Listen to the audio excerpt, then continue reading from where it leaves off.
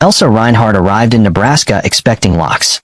She had prepared herself for them during the whole journey west. First on the military ship that brought the German prisoners across the Atlantic, then in the train car with painted windows, then in the canvas-covered truck that carried 12 women through a country so wide and open that it made her uneasy before anyone had spoken a word. In Germany, everything important had been behind a door. Offices, food, records, permission, punishment. Men in uniforms had kept keys like little pieces of God, and people learned to lower their voices when metal turned inside a lock. So when the truck stopped at Camp Ashford on a dry September afternoon in 1945, Elsa sat with both hands folded over her small canvas bag and waited for the proper sound of captivity. A gate clanging shut, a guard shouting numbers, a chain dragged across wood. Instead, the first thing she saw was a screen door propped open with a brick. Beyond it stood a long white building that looked less like a prison than a schoolhouse that had been tired for many years. There was a flagpole in the yard, a mess hall to the left, 2 barracks beyond it, and a low barn at the far edge of the property. A dirt road ran past the camp and continued straight across the open land until it disappeared into fields of cut corn. There was no wall high enough to hide the horizon. There was a wire fence, yes, but it was low in places and leaned where the wind had pushed against it. One gate stood open because a young American private was replacing a hinge with a hammer and a mouth full of nails. A dog slept under the water pump. Nobody seemed interested in waking it. The women did not move when the truck tailgate dropped. A military policeman stepped forward with a clipboard under one arm. He was tall, perhaps 30, with sleeves rolled neatly to the elbow and a face that looked as if it had learned patience from weather rather than from books. "Ladies," he said in careful German, "one at a time, please. Bring your papers." His accent was poor. His manner was not. Elsa watched the others climb down before her. Some looked frightened. Some looked insulted. Hilda Krantz, who had once worked in a field communications office near Munich and considered fear a private weakness, stepped onto the dirt with her chin raised high enough to challenge the sky. Elsa came last. The American looked at her papers. Elsa Reinhardt, he read. Yes. Age, 27. Yes. Former auxiliary clerk, medical supply section. She looked at his hands. They held the papers without theatrical disgust, without curiosity, without pleasure. Yes. He marked something on the clipboard. I am Staff Sergeant Samuel Hayes. You will be housed in Barrack 2. Roll call at 7 in the morning and 7 in the evening. Work assignments after breakfast. No one crosses the white boundary posts without permission. Sick call is after morning count. Mail requests go to the office on Fridays. Elsa waited for the rest. He handed back her papers. That is all for now. She did not take them immediately. There is no search. There was one at the port. No escort. To the Barrack? He glanced at the white building, which stood less than 40 yards away. You can see it from here. She looked at him then, properly. In his face, there was no trick she could identify, which made her distrust him more. The women walked toward the Barrack in a loose line. No guard marched behind them. Nobody counted their steps. The open road remained visible to the right. Elsa felt it there like a hand resting lightly on her back. Inside Barrack 2, 12 cots had been placed in 2 rows. Each had a folded blanket, a towel, a tin cup, and a small paper card with a number written in blue ink. At the far end of the room, near the door to the washroom, a nail had been driven into the wall. On the nail hung a key. Hilda saw it first and laughed once under her breath. Americans, she said. Either stupid or theatrical. One of the younger women, Annalise, crossed herself. Elsa set her bag on cot 7 and looked at the key. It was ordinary brass, worn at the teeth, hung where any hand could take it. A prison key in plain sight was worse than a prison key hidden in a belt. A hidden key told you where power lived. An open one made you wonder what would happen when you touched it. That night, Elsa did not sleep much. She listened to unfamiliar sounds through the thin Barrack walls. Crickets, trucks passing on the road, a man laughing somewhere near the kitchen, the flag rope tapping the pole in the wind. No boot stopped outside the door. No lock turned. At dawn, the women rose before the bell because prisoners trained by fear do not need bells. They stood in line outside while Sergeant Hayes read their names from the clipboard. He mispronounced 3. Elsa corrected him on the 4th. Reinhardt, she said. Not Reinhardt. He looked at the paper, then at her. Reinhardt, he repeated, closer this time. He marked the correction. No anger. No warning. No reminder of her place. That unsettled her more than a reprimand would have. After breakfast, they were assigned work. Laundry, kitchen, sewing, farm detail, office sorting. Elsa expected to be sent where no judgment was required. Instead, Hayes stopped before her with a stack of forms. You wrote English on your intake paper. I learned it at school. Can you keep records? I kept medical supply records. Then you can help in the camp office. Names, parcels, work credits, mail slips. Nothing complicated, but it needs to be legible.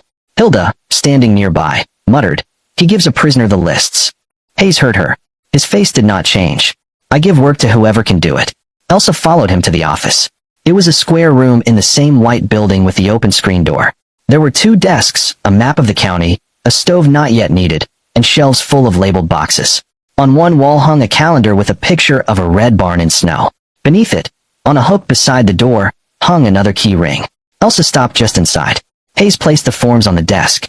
"That cabinet locks," he said, pointing. "Personnel records stay there. The mailbag comes at noon. If I am not here, you log each parcel by name and number. Mistakes mean someone does not get what belongs to her, so take your time. You are leaving me alone with records? I am going to check the south fence. You are not concerned?" He paused. "Should I be?" It was not said sharply. That was the difficulty. A sharp question could be answered with defiance. His invited truth. Elsa looked at the cabinet, then at the key ring. "In Germany," she said, "no officer would leave a prisoner alone with files." Hayes considered that. This is Nebraska. He left before she could decide whether he had made a joke. For the first 3 days, Elsa looked for the mechanism behind the looseness. She watched the guards and found discipline, but not cruelty. They counted prisoners exactly, yet did not shout unless weather or distance required it. They inspected work, but did not sneer at women who learned slowly. They issued soap, repaired shoes, sent a feverish prisoner to the infirmary in a jeep, and allowed the chaplain to hold Sunday service in the mess hall, where the windows remained open because the room smelled of coffee and floor polish. The camp was not careless. That became clear by Thursday. Tools were signed out. Parcels were opened in view of 2 people. Letters were censored by rule, not mood. Boundaries were marked. Lights went out at 9. Yet the ordinary things remained strangely unguarded. A shovel leaning against the barn. A kitchen door standing open while pies cooled under cloth. A truck with its keys left above the visor because Private Miller had forgotten them there, and nobody seemed to believe the world would end. A road that did not move, did not hide, did not threaten, simply waited in the sun. By the second week, Elsa knew the camp schedule better than some of the Americans. At 7, roll call. At 7:30, breakfast. At 8, work detail. At noon, mail truck. At 3, farm wagon from the Henderson place. At 6, supper. At 7, count again. She learned the names too. Private Miller, who forgot keys but never forgot extra milk for the infirmary. Corporal Brooks, who sang badly while carrying laundry. Lieutenant Adams, who wore his authority like a coat he intended to keep clean. And Sergeant Hayes, who noticed everything and made little noise about it. He was from Iowa, not Nebraska. His father raised corn and hogs outside a town called Winterset. He had been in France, then Germany, then assigned to POW administration because, as he put it, somebody decided I could read forms without losing my temper. Elsa did not ask what he had seen in Europe. He did not ask what she had believed. Their conversations stayed practical, which made them possible. "Parcel for Krantz," he said one afternoon. Elsa checked the slip. 2 pair stockings, 1 comb, for photographs. "No food. Log it. She will complain. She may do that after she signs." Another day, he placed a box of pencils on her desk. "For office use. You give prisoners pencils too easily. You write better with them than I do. This is not a high standard." He looked at her for a moment, then the corner of his mouth moved. "No, ma'am. It is not."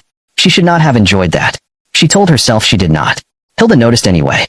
"You speak to him as if he is a neighbor," Hilda said one evening while they folded blankets. "He is the sergeant. He is the enemy's sergeant. The war is over." Hilda pulled a blanket hard enough to snap the air. "Tell that to the graves."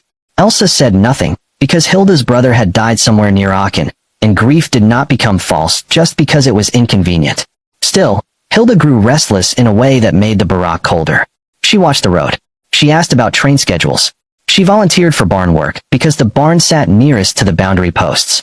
She made jokes about American softness and then stopped joking when nobody answered. On Friday of the 3rd week, the mail truck brought 3 letters for the women and a small parcel for Annalise. It also brought a list from Washington concerning repatriation procedures. Elsa typed copies under Hayes' supervision. "Some will go before Christmas," he said. "Back to Germany?" "Yes." Hilda stood near the office stove repairing a torn sleeve. Her needle stopped. "What Germany?" she asked. Hayes looked at her. "The one that is left." Hilda laughed without amusement. "And if nothing is left for us? Then you start with what is. That is American advice. That is farm advice." Elsa kept her eyes on the typewriter, but the words stayed with her longer than they should have. That evening, after count, She walked alone toward the white boundary post near the barn. No one stopped her. The sun had gone low, and the cut fields beyond the road shone dull gold in the last light. A wind moved across them with a clean, dry sound. She stood 6 feet from the post. Then 4. Then close enough to touch it. The road beyond was empty. A prisoner could run. Not forever, perhaps not even far, but she could step past the white paint and prove that the open space was not imaginary. Miss Reinhardt. Hayes's voice came from behind her. She turned too quickly. He stood near the barn with 2 feed buckets in his hands. I did not cross, she said. I saw. You were watching. I was feeding horses. It was true. The buckets were full. He walked toward the barn. At the door he stopped and looked back. The rule is the post. Not where I stand. You trust a painted piece of wood? No. What then? He shifted one bucket to the other hand. I trust that you know where it is. She had no answer ready. For most of her adult life, rules had been things forced into people by fear. His version placed the burden inside her and left it there. She found it almost indecent. 2 nights later, the storm came. It began after supper with heat lightning over the fields and a smell like metal in the air. By lights out, rain struck the barack roof so hard that conversation became useless. The women lay awake listening to thunder roll across the flat country. At some point near midnight, the bell at the horse barn rang once. Then again. Elsa sat up. The sound was not the camp bell. It was smaller, frantic, pulled by motion rather than by hand. Across the aisle, Hilda was already out of bed. What are you doing? Elsa whispered. Nothing. Hilda pulled on her shoes. Elsa saw the shape under her coat. A bundle. Too square to be clothing. Too heavy by the way she carried it. Hilda, sleep. Then Elsa saw the brass key in her hand. The barack key from the nail. Hilda moved toward the washroom door at the rear, not the front. The rear door opened toward the barn path and the shallow ditch beyond the boundary post. In the confusion of the storm, with guards busy securing roofs and animals, a woman might reach the road before anyone knew she had gone. Elsa stood. You cannot. Hilda turned, eyes bright in the dark. I can because they are fools. They will find you. Perhaps. Perhaps not. There are Germans in this country. Farms. Towns. Names that sound like ours. I will not wait for them to send me back to ashes. You gave your word. Hilda's face twisted. To Americans? To yourself. The words came before Elsa had time to make them gentle. Hilda stepped closer. You think they respect you because they let you touch paper. You think a key on a nail makes you a person. It makes you bait. The barn bell rang again, harder this time. A horse screamed. The sound cut through the rain and changed the room. Several women rose. Someone called for the guard.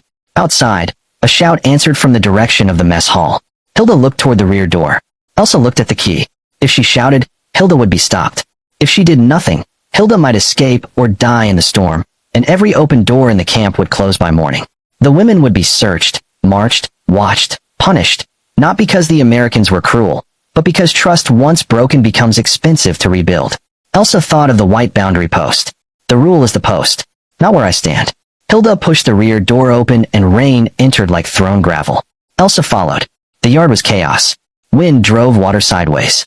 A section of tin roofing had peeled from the barn and was beating against the wall. One of the horses had kicked through a stall board and tangled its halter rope around a lower beam.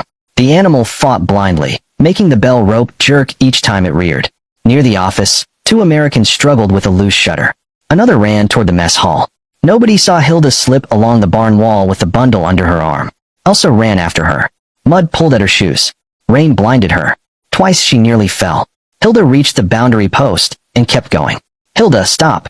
Hilda turned only because the ditch beyond the post had filled with water, and she had to judge the jump. In that second, lightning showed her face, wet, furious, frightened. You can come with me, Hilda said. Elsa stopped at the post. The road lay 20 yards beyond the ditch. Past it were fields, darkness, and the idea of disappearance. Behind her were barracks, records, counts, rules, Americans, open doors, and a kind of expectation she had not asked to receive. The barn bell rang again. Elsa looked back. The trapped horse struck the wall so hard the whole side shook. Private Miller was trying to reach the stall, but the door had jammed from the inside. Hayes was not there. He had gone in the jeep before supper, taking Annalise to the county hospital with a fever that had worsened by the hour. The tool shed stood between the barn and the office. Unlocked. Elsa knew because everything here seemed designed to insult suspicion. She held out her hand to Hilda. Give me the key. No. The barn key. It is on that ring too. Hilda glanced at the bundle. Elsa stepped past the white post. For one moment, both women understood what that meant. Not escape. Not yet. But violation. A line crossed by choice. Elsa moved closer. Hilda, if that animal breaks its leg, they will shoot it. If the barn catches, men will be hurt. Give me the key. Why do you care? Because someone left it where we could reach it. That is not an answer. It is the only one I have. Hilda looked toward the road. Elsa did not know what would happen until it happened. Hilda threw the key ring at her feet. Then be useful to them, she said. She turned to run. Elsa picked up the keys from the mud and ran back toward the barn. By the time she reached the door, Miller had blood on one cheek from flying wood, and Corporal Brooks was trying to pry the warped frame with a shovel. The side door. Elsa shouted in English. Brooks looked at her, as if she had appeared from the rain itself. Key, she said. I have key. He hesitated for less than a second, then followed. The side door opened into the feed passage. Elsa found the right key on the third try because her hands were shaking. Inside, the air smelled of wet hay, fear, and hot animal breath. The horse screamed again. Miller climbed through the stall gap. Brooks held the lantern. Elsa saw the rope, saw the knot tightened against the beam, saw the knife in Miller's belt, and took it before asking permission. Hold the head, she said. What? The head? Hold him, or he breaks you. Miller obeyed because urgency has its own authority. Elsa cut the rope. The horse lurched forward, struck the gate, then stopped, trembling. Brooks grabbed the halter. Miller swore once, softly, not at her, not at anyone. Just because the body sometimes must say what the heart cannot. When it was done, they stood in the passage breathing hard while rain hammered the roof. Then Hayes entered from the far door, soaked through, hat gone, face pale with cold and anger held under discipline. His eyes went first to the horse, then to Miller's bleeding cheek, then to Elsa, then to the keys in her hand. No one spoke. Elsa walked to him and placed the ring in his palm. I crossed the boundary, she said. Hayes closed his fingers around the keys. Why? She looked toward the open side door. Hilda Krantz tried to leave. She had these. I followed her past the post. She threw them down. I came back because the horse was trapped. Brooks said. She opened the side door, Sergeant. We needed it. Hayes did not take his eyes from Elsa. Where is Krantz? Elsa turned toward the road. I do not know. The answer cost more than she expected. Hayes looked out into the storm. Then he gave orders, quick and exact. 2 men to the road. 1 to the north field. Wake Lieutenant Adams. Bring lanterns. No rifles unless necessary. Nobody fires into rain at a frightened woman. That last sentence stayed in Elsa's mind. Not because it was tender. It was not. It was disciplined. Hilda was found an hour later less than a mile away, ankle twisted in a drainage ditch, bundle soaked, pride ruined beyond repair. She had not reached the road that led to town. She had not reached freedom. She had reached mud, corn stubble, and the end of an idea. By morning, every prisoner in Barrack 2 expected consequences. They stood at roll call under a washed clean sky, eyes fixed forward, waiting for the old logic to return. 1 woman breaks trust, all pay. 1 hand touches the key, every door locks. 1 person fails, everyone becomes guilty. Lieutenant Adams read the report. His mouth was stern. His uniform was dry. He looked like a man who preferred rules because they saved him from improvising justice. Hilda Krantz violated camp boundary, stole camp keys, removed food stores, and attempted escape, he said. She will be confined pending review. The women waited. Adams looked at the line. No other prisoner is charged. The silence changed shape. Hilda, seated on a chair by the office with her ankle wrapped, stared at the ground. Adams continued. Barrack key remains where it was. Work assignments remain. Roll call remains. Privileges remain unless individually lost. He folded the paper. Dismissed. The women did not move at once, because mercy can be as shocking as punishment when a person has been trained for collective blame. Hayes approached Elsa after the others had gone to breakfast. You told the truth when a lie would have been easier, he said. I also crossed the line. Yes. What happens for that? What should happen? The question irritated her. You are the sergeant. And you are the one who crossed. She looked past him toward the road, now harmless in daylight. I should lose boundary privilege for a week. There is no such written privilege. Then write it.